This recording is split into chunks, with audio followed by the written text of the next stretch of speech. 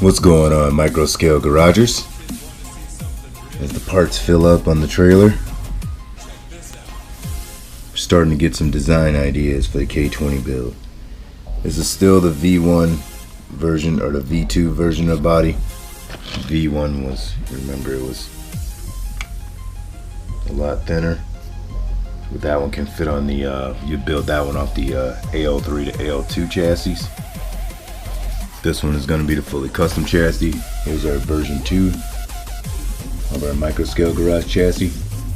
And right now what I did was, because the, remember the Jeep ended up blowing the ESC. So we're working on the Jeep and we borrowed some parts from the Jeep. We got the AL3 back going, we got our PJ going, we took the skid plate, so we got to order a skid plate for the Jeep now. Also, I just grabbed the axles just to see how it would look with 51mm axles. Trying to get a good look. It's not that bad. I know I gotta print a new hood. You know, if the body's not like directly center, but for a tuck look, I would say go with the new 51, you know, go with the 51mm axles, A axles. 56mm are P01 axles. So they're gonna be that wide. That's gonna give you a wider look, but I'm kind of liking the 51mm. Now when the new metal, sorry about that. When the new metal axles launch, there's gonna be the different sizes that I had talked about in the one vlog video. So let's go ahead and let's pop the body off. That's my design. You guys see how I wanted it. I want the motor here to cover the servo. We're gonna lift that servo up, and that's what I did. Derek, when I sent you the STL file, Randy sent you guys the STL file. Please print that off, let me know how it fits. I did move the servo up. You're gonna have to drill your own holes to mount the servo. I also made the motor a lot wider, and then I gotta finish up the cowl hood. I'll be giving you guys the cowl hood as a present. So yeah, this is how it looks so far with the dip down chassis versus the straight chassis. The straight chassis, I believe this is gonna work for the Cherokee wide body that I'm building. That's gonna be a new special body. It's gonna be a Jeep Cherokee pickup that I'm doing. The version 5, the final version 5 chassis for the K20 build, it's gonna be a lot longer. As you see here, the chassis needs to be significantly a lot longer. And then there in the new fenders, there's a new clip where you clip the chassis onto the fenders and then you glue it, and then you build the body from the fenders back. You know what I'm saying? The suspension, because I want a full deep bed, I want a scale bed. You're gonna do the suspension not like how I did the Bronco. I mean, I like it like this, how the Bronco suspension is, you know, and then you get that nice tuck for the wheel, you know. I like that, but you know, I gotta put the back bumper, I gotta glue the back bumper back on. It goes back right there, but I don't like how the shocks come through the floor. You know, I'm just not a fan of that. I still got a floor in there, you know, still got floorboard and everything like that. You know, you can still see and everything. And we got full interior. I like that. You know, that was a good build. But this build, I know it's a single cab. I will do a full blazer, like how I got the blazer that fits the Jeep. I will do a blazer. I've decided that I'm gonna just make a cap for the bed. Even though that we got a rear tail light, I'm just gonna make like a pickup truck cab that'll just go here, so that way when the door opens, oops, that's not all glued on, but you guys get the idea. When the door is down, you'll have your little cab and you can put stuff in, because remember, we want all our electronics up front and in here. Now on the back wall, I was thinking maybe, because I made the body a lot taller in the new design, I might get away with doing a small dash. I'm pushing it now, but a small dash, you know, just maybe just about to there, because the motor's gonna come up to about here in space-time. Battery's gonna be over here.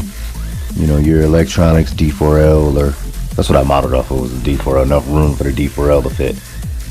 So you can put an Orlando Hunter speed controller there, and then a receiver box over there. Or if you could flip it flat, then we can get the seats in. Oh, we'll be on point then. But yeah, I will make a bed cap for this, or if not a bed cap, I was thinking about making roll bars, because I'm a big fan of pickup trucks and roll bars. I never liked the cab on pickup trucks. I just was never a fan of that. Pickup trucks should be pickup trucks, SUVs should be SUVs. But I know that some people like the cabs. I did have a fiberglass tonneau cover on my S10 when I was growing up, but even then I was a drift fan back then. I put a big old import wing on my truck, lowered it, wanted to try and do drifting with a little iron head 4-banger S10. But yeah, this is how it looks with the A axles. As I was saying, with the shorter chassis, all you got to get away with is just the Jeep drive shaft going to the front shaft, and then maybe looks like a AO1. I don't know, I don't have the other end, but maybe a AO2 drive shaft going to the rear. You're probably not going to need a long P01 drive shaft for that. But let's swap this chassis out and let's take a look at the first version I haven't even popped yet.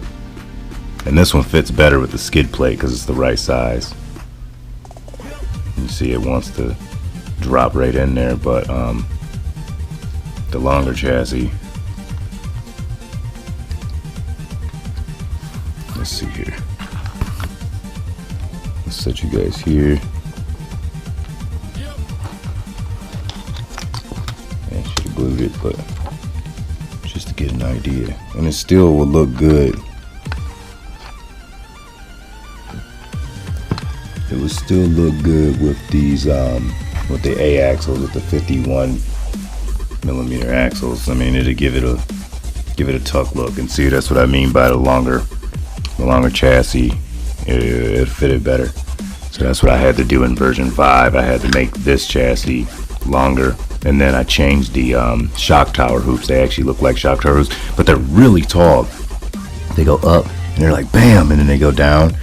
So I had to, that's what eventually I had to make the body at least 27.25 millimeters, and then from bottom to top I had to make it at least 54.57 millimeters. So because of the width, that it would look equal.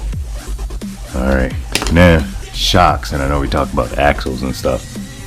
Shocks, we're going to use Don's long shocks. These are kind of like the shocks that I built a long time ago. These remind me of ECX temper shocks, when I took the ECX temper shocks off the temper and I put them on my Orlando Hunter, and I had my Orlando Hunter like sitting all like super tall up. Oh man, I miss kind of crawling it like that.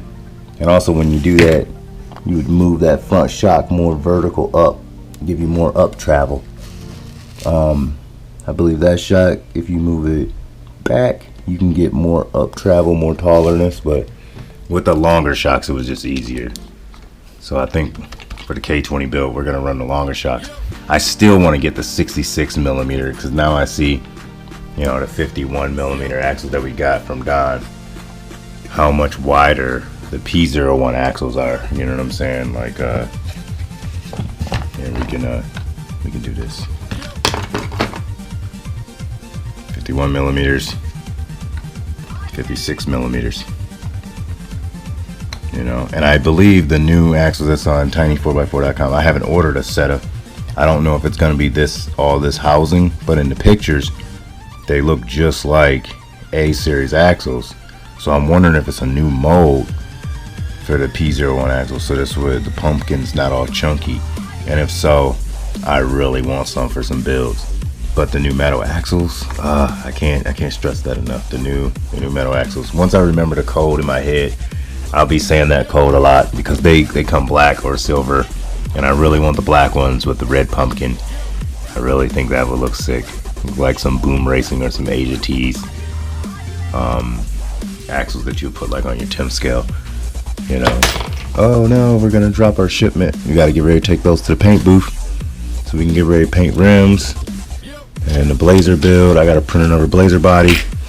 What's coming up next for the 3D printer? I still can't get my 3D printer going. It's dimming out. So what I did was I took the power strip off. I'll show you guys, or not the power strip. I took the power brick off. I'll show you guys that in a second. So what I was thinking was I checked all my wires. Everything's good, but look at my power strip.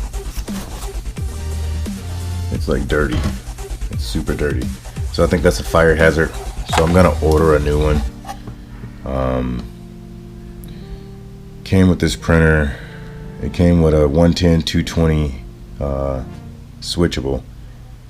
50 to 60 hertz. It's a 20 amp. Now on Amazon, all I'm finding is 30 amps. I don't know if I could run a 30 amp on my printer. I'm gonna do some research to make sure, but that going so we can make RC car parts. And we got more builds, more run videos coming up for you guys. And just want to get back into the shop. We ain't been in the shop in a minute. And let me know when I get ready to do my DRZ. I'm ordering some paint. Let me know what's the next color. What is the next color I should put on the baby DRZ? You know, should I do like white pinstripes? Should I do something? Let me know in the comments, you guys. Alright, peace like love. Flow like water, you guys. See you guys in the next video. RC any way you can. Peace out.